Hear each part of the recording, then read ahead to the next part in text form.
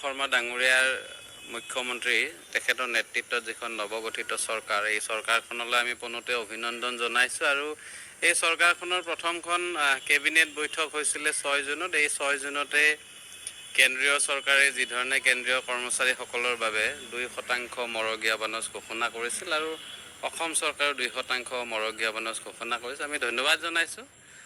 কিন্তু ঘটনাটো হ'ল যে এই মৰগীয়া বানাজ বছৰত দুবাৰকৈ কৰ্মচাৰীসকলে পায়। এইটো পে' ৰিভিজনত আৰপি অনুসৰি 2017 আমাৰ জানুৱাৰী জুলাইত হয়। জানুৱাৰীটো আচলতে পাব লাগিছিল জানুৱাৰী মাহত, গৈ জুন মাহত দিলে, ক'বলগীয়া নাই।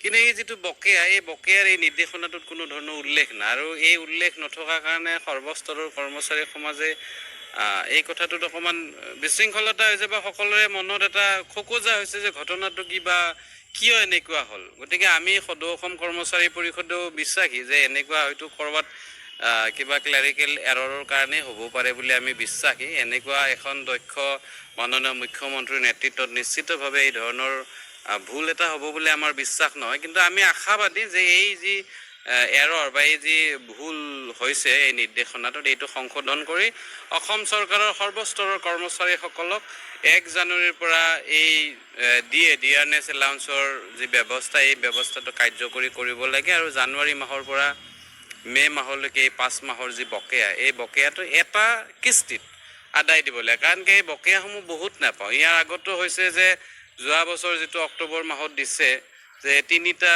ইনষ্টলমেণ্টত 3টা কিস্তিত এই বকেয়াসমূহ দিছে। গতিকে আমি বিচাৰিছোঁ, ইতিমধ্যে আমি সদৌ অসম কৰ্মচাৰী পৰিষদে অসম চৰকাৰলৈ যোৱাকালি এখন আবেদনো জনাইছোঁ যে এইটো যি আঁসোৱাহ হৈছে, এই আঁসোৱাহটো দূৰ কৰি এখন নতুন বা সংশোধিত এখন নিৰ্দেশনা প্ৰেৰণ কৰিব লাগে, যাৰ জৰিয়তে কৰ্মচাৰী সমাজ আমি সকলোৱে আশ্বস্ত হ'ব পাৰোঁ। সেইটো আপোনালোকৰ জৰিয়তে, আজি সংবাদ মাধ্যমৰ জৰিয়তেও আমি অনুৰোধ জনাইছোঁ, আহ্বান জনাইছোঁ। আৰু কৰ্মচাৰী বন্ধুসকলকো কৈছোঁ যে পৰহিৰ পৰা ইমান কৰ্মচাৰী বন্ধুৱে ফোন কৰি আছে, এই কথাটো আমাক অকণমান অসুবিধাত দিছে।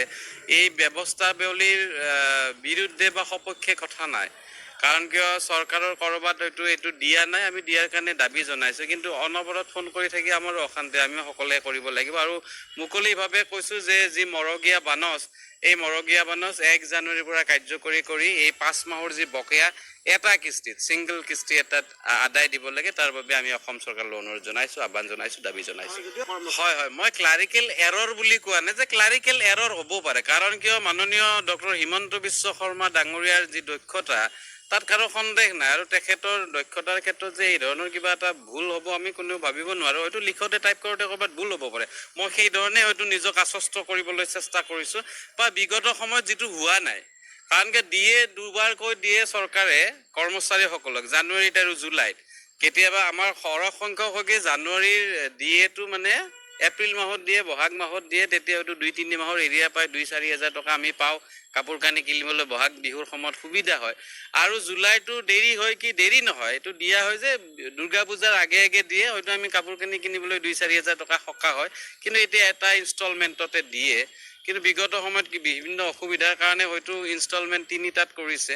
আৰু বিগত সময়ত যি ইনষ্টলমেণ্ট, সেই ইনষ্টলমেণ্টতো আমি 1% দিয়ে, মানে 1% 0.1% আমি লুজাৰ হৈছোঁ। 3টা ইনষ্টলমেণ্টত দিলে মানে কি 3 ভাগ হ'ল, 33 99 হ'ল, 99 হ'লে 100টো নহ'ল, এই 0.1টো আমি লুজাৰ হৈ থাকিলোঁ। সেই কথাটোও কৈছোঁ, তথাপিতো আমি এৰি দিয়া নাই। কিন্তু এই কথাটোতো ক'ৰবাত ৰৈ গৈছে, আমি বঞ্চিত হৈছোঁ।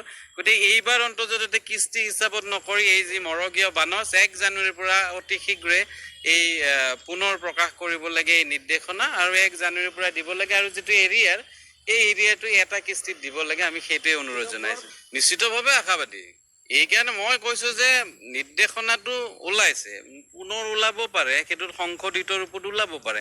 এনেকুৱা বিভিন্ন ধৰণৰ হয়তো যে এইটো নিৰ্দেশনা ওলাই গ'ল, এইখিনি কথা ৰৈ গ'ল, পুনৰ এইটো ওলাব পাৰে। আমি বিশ্বাসী, আশাবাদী। এইকাৰণে যে আজি বছৰ ধৰি চাকৰি কৰি সকলোৱে যে 2টা মৰগীয়া বানচ দিয়ে আমি পাওঁ জানুৱাৰী জুলাইত, কেতিয়াবা হয়তো 2-3 মাহ হ'লে এইটো এৰিয়াৰ হয়, এইটো হৈ আছে। গতিকে এইবাৰ যে এই নতুন চৰকাৰখনে এনেকুৱা কৰিব, নিশ্চিতভাৱে আমাৰ বিশ্বাস নহয়। সেইকাৰণে যে এই চৰকাৰখনৰ ওপৰত আমাৰ পূৰ্ণ আস্থা বিশ্বাস আছে, মাননীয় মুখ্যমন্ত্ৰী মহোদয়ৰ ওচৰত আমাৰ পূৰ্ণ আস্থা বিশ্বাস আছে কাৰণে আমি আশাবাদী। আৰু আমি আশাবাদী যে অতি শীঘ্ৰে দিব। আমি সেইবাবেই কৈছোঁ যে জুন মাহ শেষ নহওঁতে এই দৰমহাৰ বিল প্ৰস্তুতকৰণ প্ৰক্ৰিয়া আৰম্ভ নহওঁতে এই সংশোধিত ৰূপত এই নিৰ্দেশনাটো ওলাব লাগে, যাতে আমি সৰ্বস্তৰৰ কৰ্মচাৰী আশ্বস্ত হ'ব পাৰোঁ আৰু আমাৰ প্ৰাপ্যখিনি আমি আদায় ল'বলৈ সক্ষম হ'ব পাৰোঁ, তাৰ বাবে অনুৰোধ জনাইছোঁ। যদিতো নহয় সেইটো চিন্তা কৰা যাব, বা যদি নোহোৱাৰ কথাটো নাই, আমি হোৱাতেই পক্ষপাতি বা হোৱাৰ ক্ষেত্ৰতে আশাবাদী। আৰু নহয় যদি আমিতো দাবী জনাবই লাগিব, আমিতো আৰু যুদ্ধ কৰিব নোৱাৰোঁ। আমি কৰ্মচাৰী যিহেতুকে আমি গণ্ডিত থাকি চৰকাৰী নীতিৰ ভিতৰত থাকি আমি দাবী জনাই থাকিম, আৰু দাবী জনাব লাগিব, আৰু প্ৰয়োজন সাপেক্ষ সেইটো প্ৰতিবাদ হ'ব। সেইটো সময়ত দেখা যাব। সেইটো আমাৰ এটা বডি আছে, এক্সিকিউটিভ বডি আছে, এক্সিকিউটিভ বডিয়ে যি ধৰণে নিৰ্দেশনা প্ৰেৰণ কৰে, আমিও যিহেতুকে কাৰ্যপাল মানে এক্সিকিউশ্যনহে কৰিব পাৰিম। আমিতো আৰু লিডাৰ নহয়, কৰ্মচাৰী পৰিষদত কোনো লিডাৰ নাই। আমাক 2 বছৰৰ কাৰণে দায়িত্ব দিছে, যি সিদ্ধান্ত দিয়ে এই সিদ্ধান্তখিনি কাৰ্যকৰী কৰাৰ বাবে আমাক বিষয়ববীয়া পাতিছে।